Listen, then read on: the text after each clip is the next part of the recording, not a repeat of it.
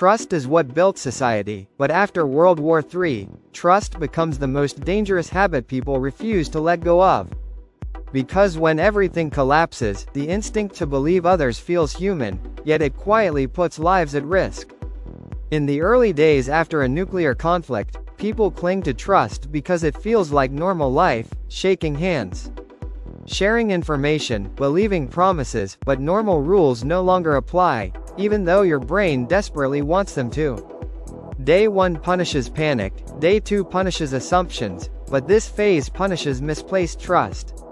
Because the people who fail now are not reckless, they are hopeful, and hope without verification becomes lethal. Trust doesn't break loudly, it erodes silently, when someone gives you advice without proof, when a stranger offers help without context, when a group promises safety but never explains the cost. After collapse, information becomes a currency, and like any currency, it can be counterfeit. People repeat rumors with confidence.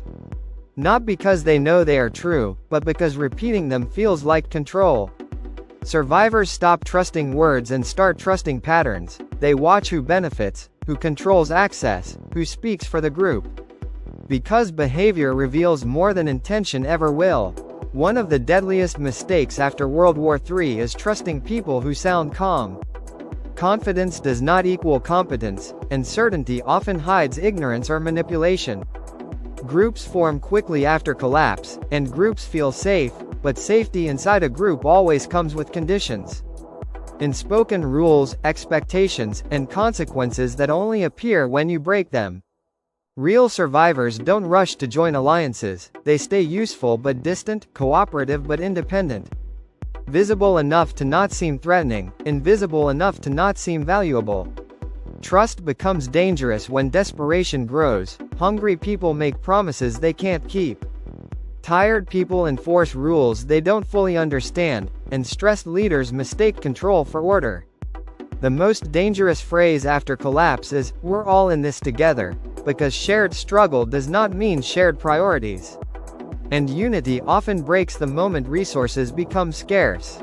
Survivors replace blind trust with verification. They confirm information twice.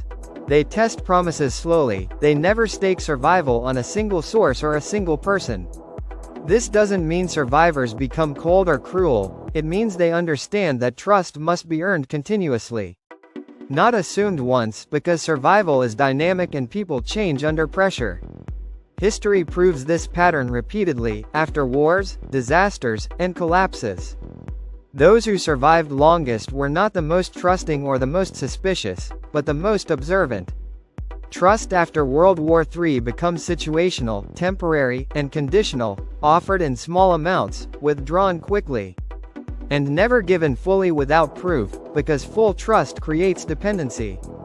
The paradox of survival is this: you cannot live completely alone, but trusting too quickly connects your fate to someone else's mistakes. And that risk must be calculated, not emotional. If World War III ever becomes reality, remember this: trust slowly, verify quietly, and never confuse familiarity with safety.